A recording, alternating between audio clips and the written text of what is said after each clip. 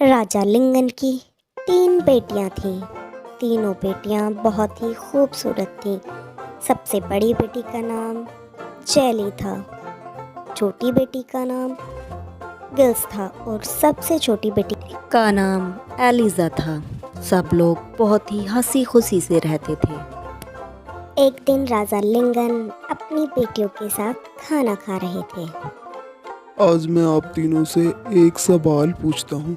जी पिताजी, पूछिए। आप सब किसके भाग्य का खाते हो? बड़ी राजकुमारी ने कहा, पिताजी मैं तो आपके भाग्य का खाती हूँ। फिर राजा लिंगन ने दूसरी राजकुमारी से पूछा, पिताजी आप इस राज्य के राजा हैं और मैं इसी राज्य में रहती हूँ, इसीलिए मैं आप ही के भाग्य का खाती। अपनी दोनों राजकुमारी की बातें सुनकर राजा बहुत प्रसन्न हुए और उन्होंने अपनी छोटी बेटी एलिजा को अपने पास बुलाकर कहा, एलिजा तुम बताओ तुम किसके भाग्य का खा। पिताजी इस संसार में जो भी मनुष्य और पशु पक्षी हैं सभी अपने भाग्य का खाते हैं, इसलिए मैं भी अपने ही भाग्य का खाती हूँ।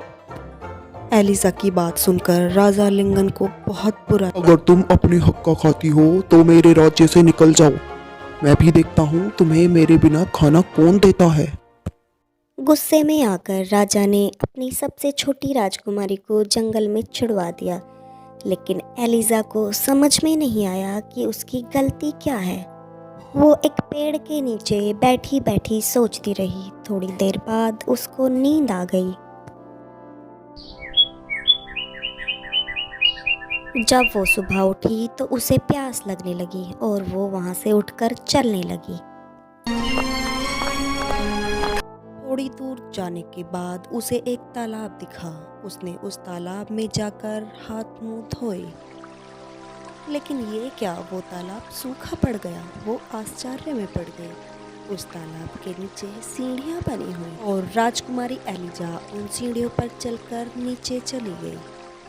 अंदर पहुंचने के बाद उसने देखा कि वहां एक राजकुमार खड़ा है और उस राजकुमार को देखकर वह डर गई और वह वहीं पर खड़ी हो गई। कुछ देर खड़े होने के बाद जब वह हिला डुला नहीं तो वह समझ गई कि यह एक मूर्ति है और उसने जैसे ही उस राजकुमार को छुआ तो वह एक दरवाजे के रूप में बदल गया। ये क्या हो रहा है मेरे साथ, मुझे कुछ समझ में नहीं आ रहा। वो थोड़ी देर तक वहीं रुकी रही और सोचने लगी। थोड़ी देर बाद वह उस गेट से अंदर चली गई और जैसे ही वह अंदर गई तो उसने देखा कि वहाँ एक सुंदर सा बगीचा है और जिसके बीचों बीच एक तालाब बना हुआ।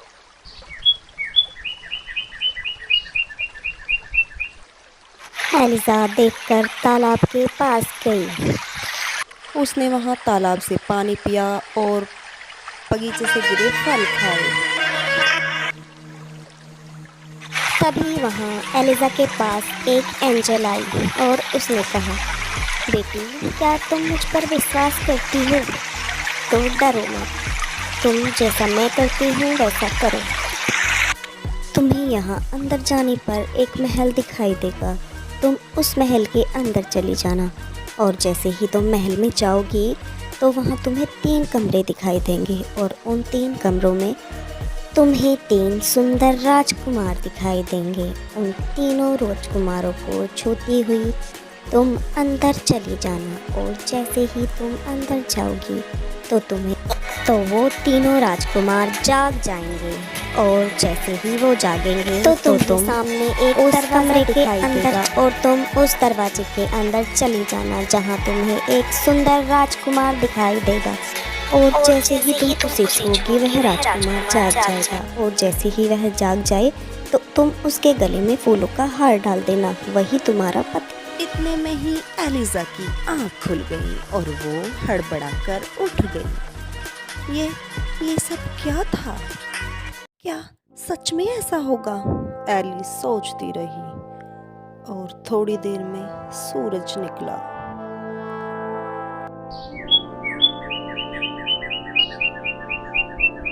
उसने बगीचे से फूल उठाए और एलिजा हार बनाने लगी। जैसे ही वह पीछे मुड़ी तो उसे एक राजकुमार दिखाई दिया अरे ये तो बिल्कुल वैसे ही हो रहा है जैसे उस एंजल ने कहा था।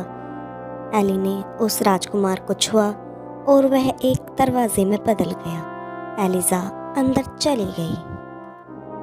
उसने महल को देखा और फिर वह अंदर चली गई। हाँ, उसने उन तीनों राजकुमारों को छुआ और वह उन्हें छूते हुए अंदर चली गई। और जैसे ही वह अंदर गई तो उसने वहाँ एक सुंदर राजकुमार को देखा। फिर उसने उसे छुआ और उसके गले में वह फूलों का हार डाल दिया।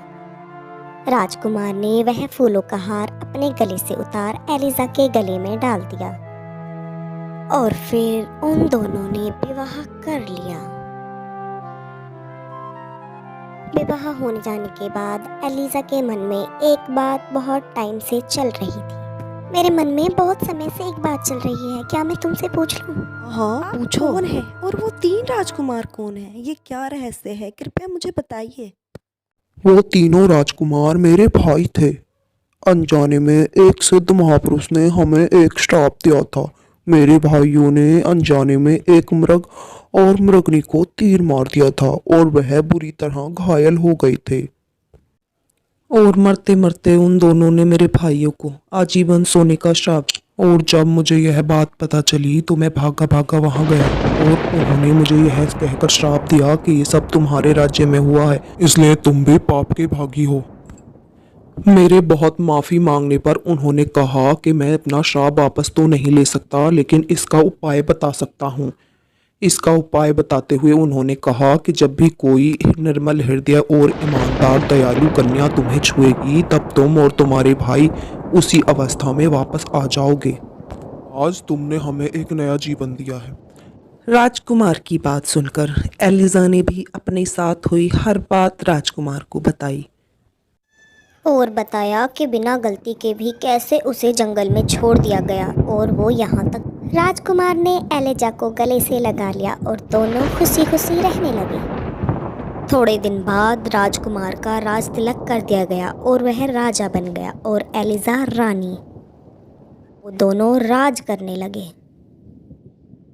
उनके राजा बनने से राज्य की प्रजा बहुत खुश थी और उनके राज्य में सब कुछ बहुत अच्छा चल रहा था। और एक दिन एलिजा को अपने माँ बाप की याद अब एलिजा बहुत चुपचाप रहने लगी।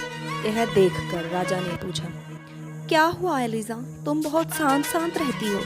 मुझे अपने माँ पिताजी की बहुत याद आ रही है। पता नहीं वो लोग कैसे होंगे, पता नहीं मेरी बहनें, मेरी माँ, सब मेरे पिताजी को भी शायद उनकी गलती का एहसास हो चुका होगा। मुझे उन सब की बहुत याद आती है। अगर ऐसी बात है तो चलो हम उनसे मिलने चलते हैं। हम लोग कल ही उनसे मिलने चलेंगे, तुम चिंता मत करो।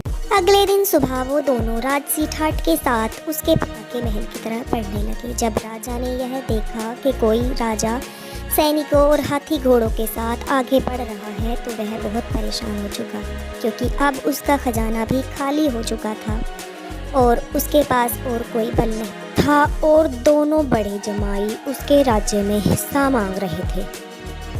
और जब एलिजा महल के पास आई तो राजा उसे पहचान नहीं सके, क्योंकि वह रानी के वेश में थी और वह उसे देखने लगे।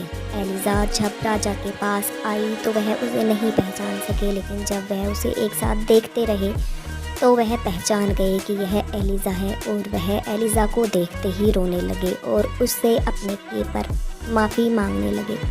माफ कर दो एलिजा बेटा, मैंने तुम्हें सच बोलने की सजा दी। अब मैं जान चुका हूँ कि हर कोई अपने भाग्य का ही खाता है। मत मांगिए पिताजी, अगर आप मुझे जंगल नहीं भेजते तो मुझे ये खुशी के दिन कैसे देखने को मिल। न सुनते ही राजा लिंगन की आंखों में आंसू आ गए और उन्होंने एलिजा को अपने गले से लगा लिया और वो सभी खुशी खुशी रहने लगे।